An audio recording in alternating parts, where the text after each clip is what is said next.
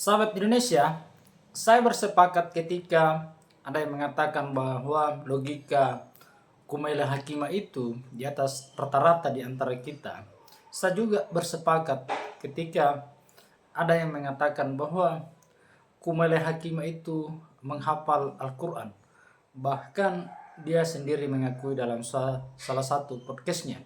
Walaupun ada yang merugikannya, tetapi yang pasti adalah bahwa saya akui bahwa dia lebih banyak hafalannya daripada saya.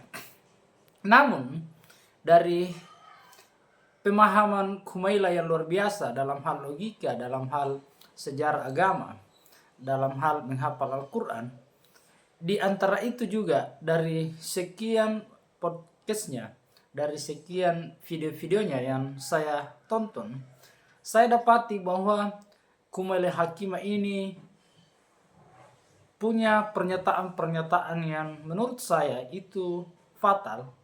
Bahkan menurut saya Kumaila sedang dalam kekeliruan. Bahkan bisa saja Kumaila sedang melupakan pengetahuan-pengetahuannya itu. Atau mungkin sudah tidak pernah lagi membuka pengetahuan-pengetahuannya yang lama, sehingga menyebut saja bahwa Al-Quran itu isinya sekian, surat ini isinya sekian, konsep agama itu semuanya tidak masuk akal, menghafal itu membeo. Jadi berikut ini ada 3 pernyataan-pernyataan Kumaila Hakimah yang fatal menurut saya. Yang pertama adalah ini. Oh enggak, bentar. Netizen-netizen juga suka ngerujak bacaan aku yang tidak patuh pada tajwid gitu. Jadi kayak tajwid itu cara baca ya. betul, kayak aturan baca panjang pendek atau tekanannya seberapa jauh, seberapa panjang gitu. A'udzu billahi minasyaitonir rajim. Bismillahirrahmanirrahim. Alif lam mim.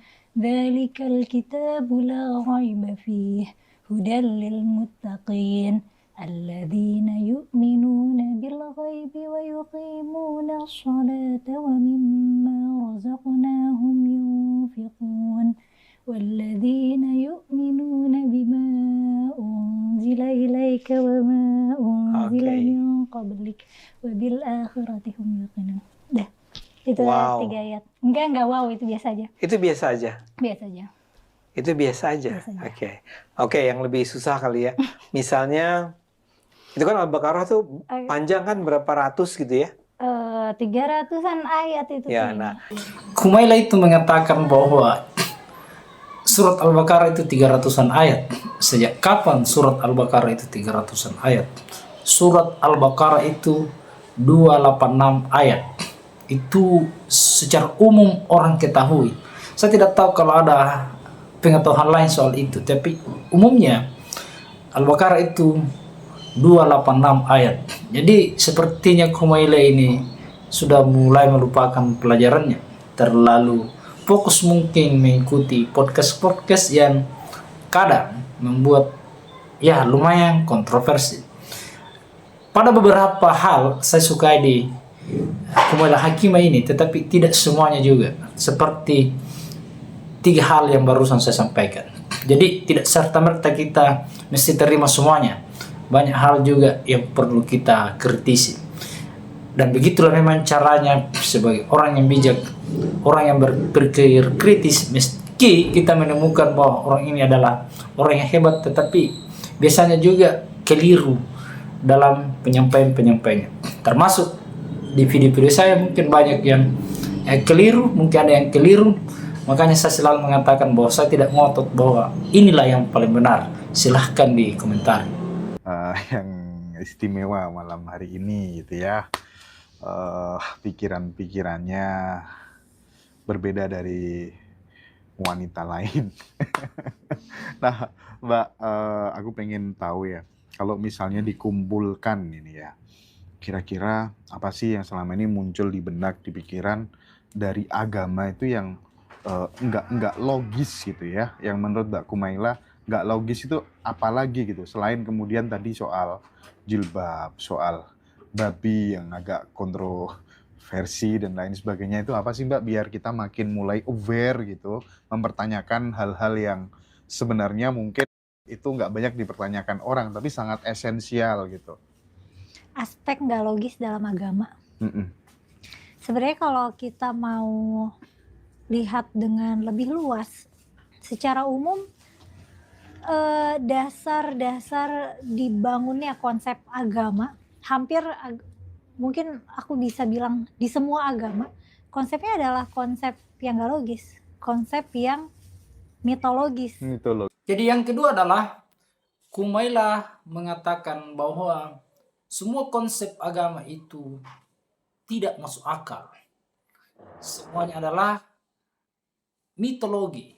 Mitologi seperti yang sudah pernah saya sampaikan bahwa itu adalah sebuah cerita yang tidak terjadi sesungguhnya tapi dibuat narasi seolah-olah itu masuk akal sehingga disebut mitologi. Mitos itu narasi buatan, kemudian logos itu kan soal logika, rasio, soal bagaimana sesuatu itu menjadi masuk akal. Nah, kalau semua konsep agama itu tidak masuk akal, saya juga tidak bisa terima ya. Karena setidaknya agama menyuruh untuk kita tidak mencuri, menyuruh untuk tidak misalnya melakukan pelecehan dan sebagainya, pemerkosaan dan sebagainya. Walaupun misalnya dituduh di Indonesia misalnya terlalu banyak pelecehan, apakah kamu pernah meneliti misalnya di Amerika bahwa ternyata pemerkosaan di Amerika itu jauh lebih besar dibanding di Indonesia? Tolong cari itu. Kedua, kalau semua konsep agama dianggap itu tidak masuk akal, banyak sih yang masuk akal di agama.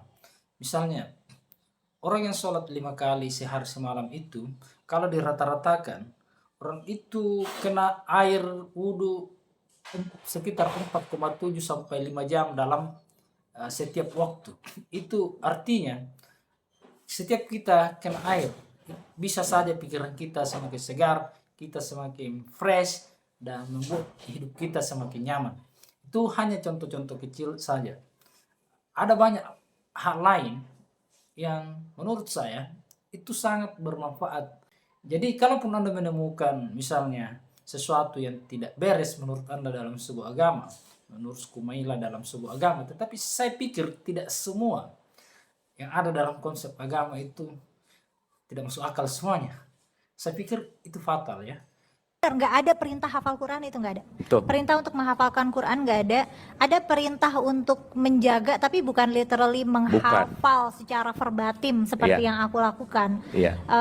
Dan misalnya nanti orang tuanya dapat jubah kebesaran di surga gitu, itu kebanyakan justru dari hadis palsu. Hadis palsu?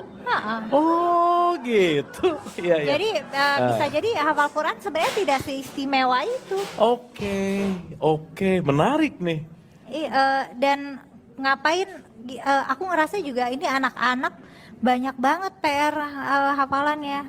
Waktu kecil kebetulan kayaknya menghafal itu salah satu core strength aku, jadi termasuk gampang. Malah kayak kitab-kitab kecil tuh kayak sengaja aku hafalin, nggak tahu buat apa, nanti supaya kalau ujian ditanya aku bisa jawab secara verbatim dari kitab gitu. Emang yang teksnya di kitab gitu, kayaknya supaya pamer aja sih. Karena kan Gua hafal loh gitu ya.